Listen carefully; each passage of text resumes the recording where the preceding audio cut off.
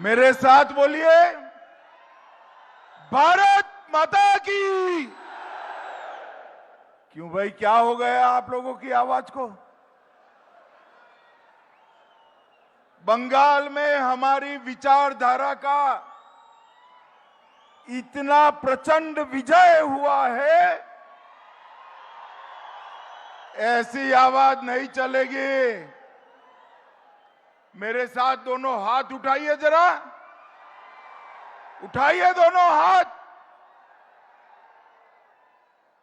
और मेरे साथ मुट्ठी भींचकर प्रचंड आवाज से बोलिए, भारत माता की वंदे, जय श्री राम, जय जय श्री राम। आज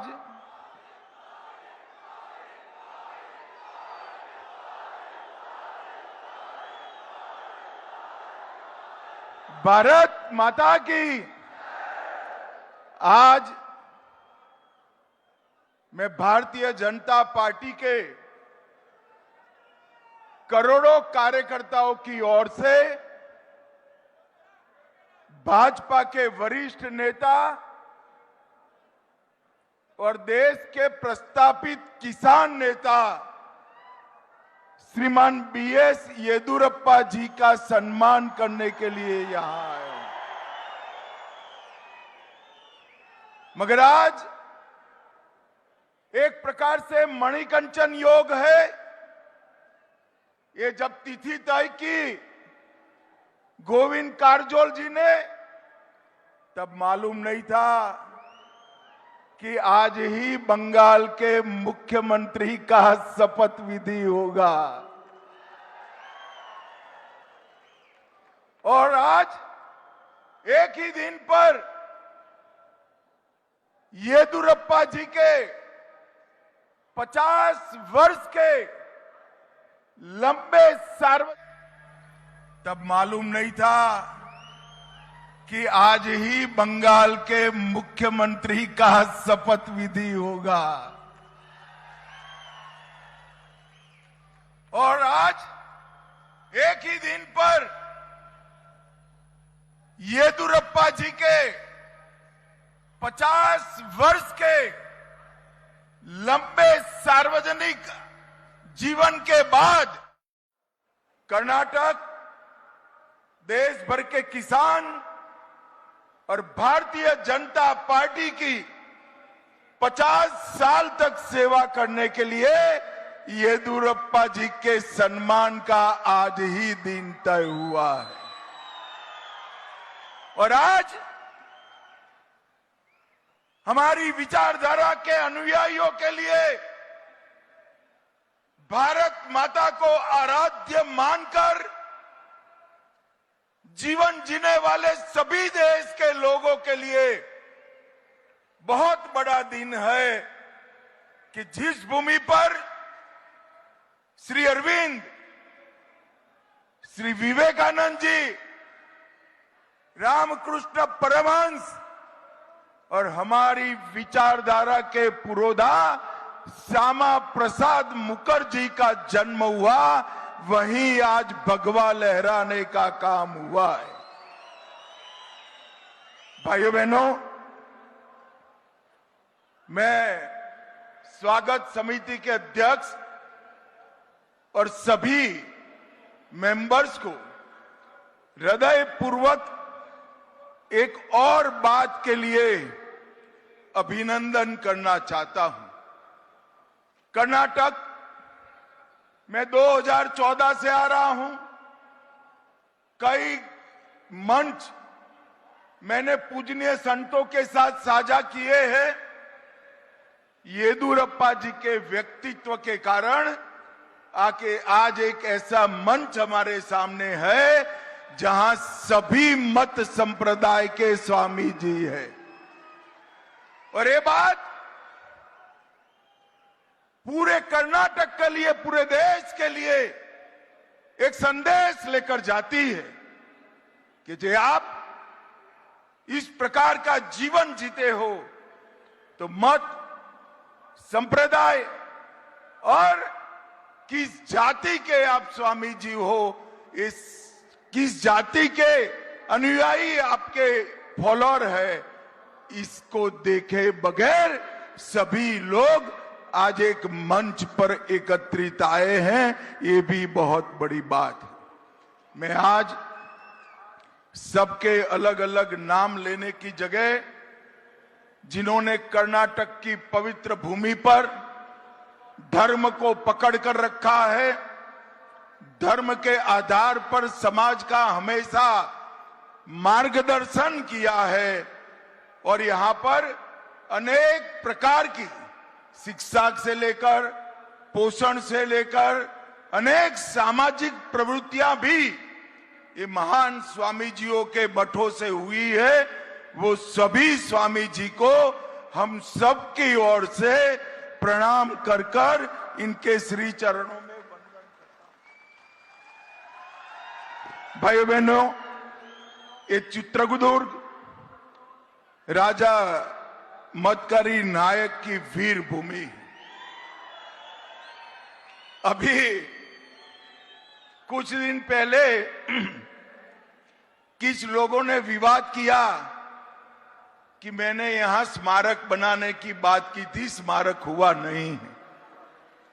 मगर मैंने विधानसभा चुनाव में की थी।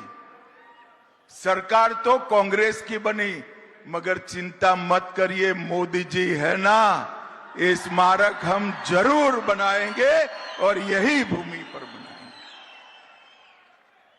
इन्होंने राजा मदकरी नायक जी ने हैदर अली को हराया, भगाया और इस क्षेत्र को स्वतंत्र रखने में बहुत बड़ी भूमिका की।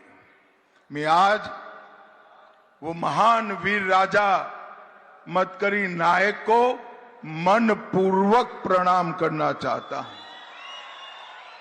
मित्रों, देश भर में चित्रदुर्ग की एक कहानी सभी बच्चों को अपने पिता और दादा कहते हैं। यहां पर वीर नारी ओबव्वा ने जिस प्रकार से वीरता का प्रदर्शन कर कर हैदर अली के सैनिकों को भूत चट्टा किया था, वो आज देश भर की बच्चियों के लिए बहुत बड़ा प्रेरणा का स्तोत्र है। मैं फिर से एक बार वीर ओबव्वा को बहुत मनपूर्वक प्रणाम कर कर मेरी बात की शुरुआत करता हूं। भाइयों बहनों, हमें अभी येदियुरप्पा जी को सुनना है। येदियुरप्पा जी जीवन भर हमेशा विनम्रता के साथ जिए हैं। उन्होंने भाषण का क्रम उनका भाषण मेरे पहले रखा था। मैंने कहा है आज येदियुरप्पा का दिन है, येदियुरप्पा जी का भाषण मेरे बाद होगा और मैं अंत तक सुनूंगा भी। भाइयों बहनों, आज मैं ऐसे नेता का सार्वजनिक जीवन के 50 साल का अनुमोदना करने आया हूं, सम्मान करने आया हूं, जिसका पूरा जीवन आम लोगों के साथ।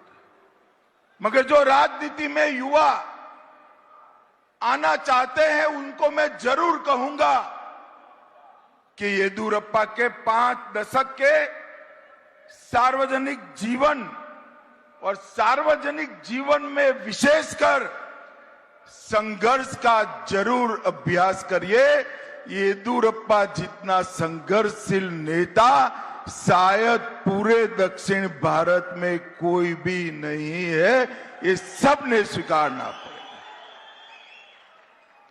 इन्होंने भारतीय जनता पार्टी के माध्यम से काम करते करते ही जन सेवा ही प्रभु सेवा है, ये मंत्र को चरितार्थ करा।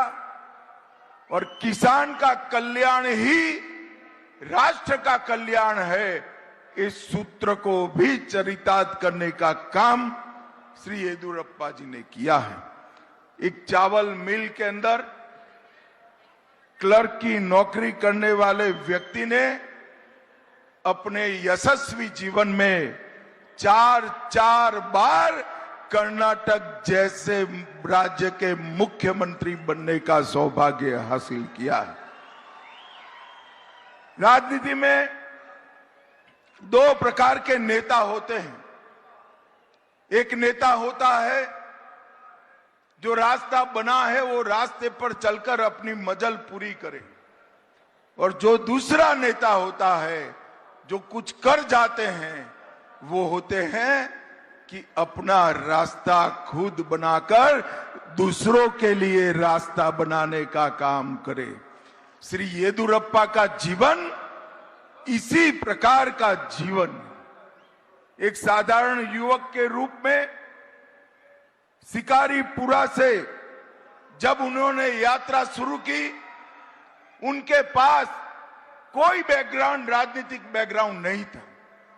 एक साधारण व्यक्ति नैतिकता के सहारे आइडियोलॉजी को आगे कर किस प्रकार से आगे बढ़ सकता है, उसका उदाहरण श्रीमान येदियुरप्पा है। उनकी इच्छा शक्ति, संघ